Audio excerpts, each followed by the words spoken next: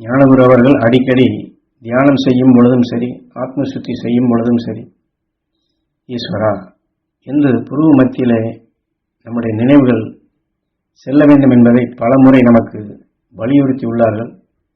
ஆனால் ஏன் அவ்வாறு செயல்படுத்த வேண்டும் என்பதை மற்ற உபதேசங்களிலே ஓரளவுக்கு சொல்லியிருந்தாலும் இந்த உபதேசத்திலே அதில் இருக்கக்கூடிய ரகசியத்தை நமக்கு தெளிவாகவே இதில் உணர்த்துகின்றார்கள். அவசியம் நாம் இதை தெரிந்து கொள்ள வேண்டும். நாம் இந்த வாழ்க்கையில் யாருக்குமே நாம் தொல்லை கூட கொடுக்க வேண்டாம். சும்மா இருக்கிறேன் என்று சொன்னாலும் தொல்லைப்படுபவரையும், கஷ்டப்படுபவரையும், வேதனைப்படுபவரையும், வெறுப்படைபவரையும் அன்றாட வாழ்க்கையில் நாம் பார்க்காமல் இருக்க முடியாது. அவர்களை பற்றிய நிலைகளை நாம் அறிந்து நுகராது இருக்கவும் முடியாது. நாம் நுகர்ந்த அந்த உணவுகளை எல்லாம் உயிரில் பட்ட பின்புதான் தெரிந்து கொள்ள முடிகின்றது. முதல்ல கண்களில் தான் பார்க்கின்றோம். அதை உற்று பார்த்து அவர்களுடைய உடலிலிருந்து வெளிப்படக்கூடிய அந்த உணர்வுகள் அதை நுகர்ந்து அதற்கு பின் அவர் இந்த நிலையில் இருக்கின்றார் என்று உயிரில் பட்ட பின் கோபப்படுகின்றாரா, வேதனைப்படுகின்றாரா, வேதனைப்படுத்துகின்றாரா என்ற உணர்வால் உயிரில் பட்ட பின் அறிகின்றோம். இந்த உணர்வை ஈர்த்து நம் உயிர் சரியாக செயல்படுத்தவில்லை என்றால் என்னதான் நடந்தாலும் நமக்கு ஒன்றும் தெரியாது.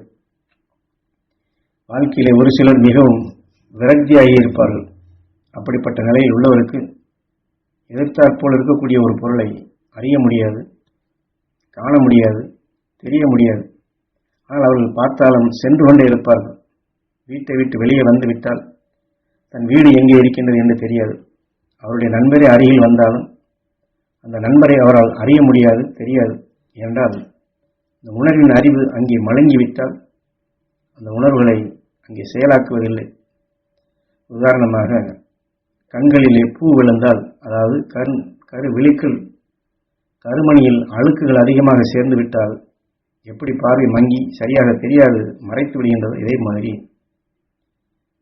நம் உயிரிலே உணர்வுகள், அதாவது நாம் சுவாசிப்பது புருவ மத்தியில் அந்த மோதக்கூடிய இடத்தில் ஒரு தடயம் உண்டு என்று குரு இந்த இடத்திலே அந்த ரகசியத்தை சொல்லுகின்றார்.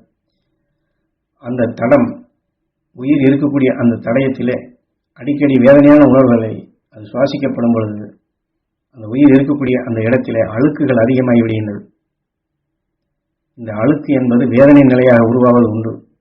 அதிகமான இந்த வேதனை நிலைகள் அழுக்குகளாக அங்கே சேர்ந்து விட்டால் சோர்வின் தன்மை வந்துவிடும். எதை நினைத்தாலும் அது சரியான நினைவுகளாக வராது. என்ன செய்கின்றோம், ஏது செய்கின்றோம் என்று எதையுமே அறிந்து கொள்ள முடியாது. தன்னை மறந்த நிலை என்று சொல்லுகிறோம் அல்லவா, அதை போன்றுதான்.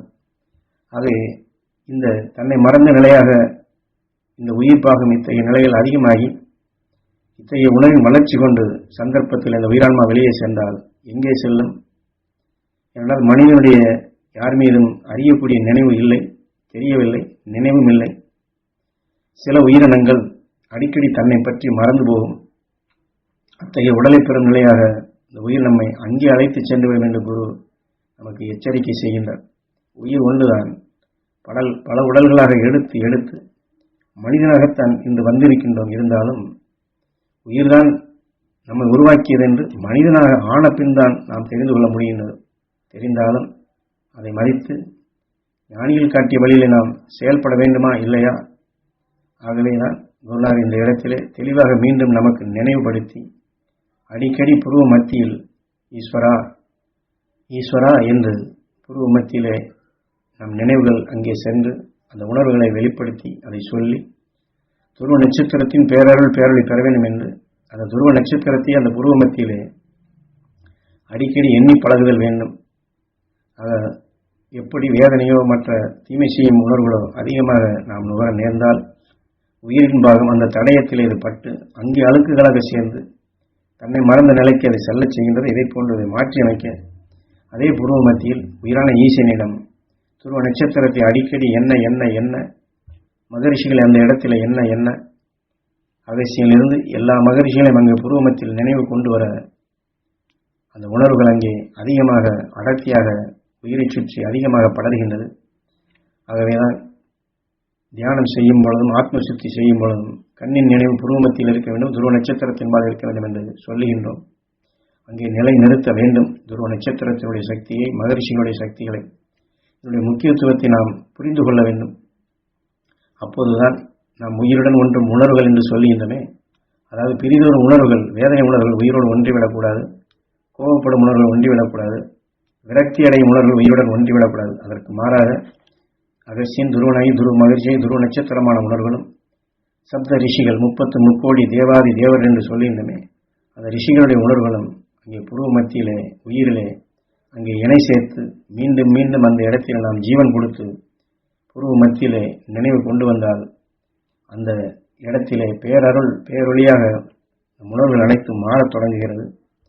நம் உணர்வுகளை நாம் தெளிவாகும், பேரருளாக மாறும், பேரொழியாக ஜொலித்திடும் நிலைகள் பெறுவோம். ஆக அந்த அடிப்படையிலே தான் நாம் இந்த பிறவிக்கு பின் பிறவி இல்லை என்ற முழுமை அடைய முடியும் என்று தெளிவாகவே இந்த உபதேசத்தில் உணர்த்துகின்றார்கள்.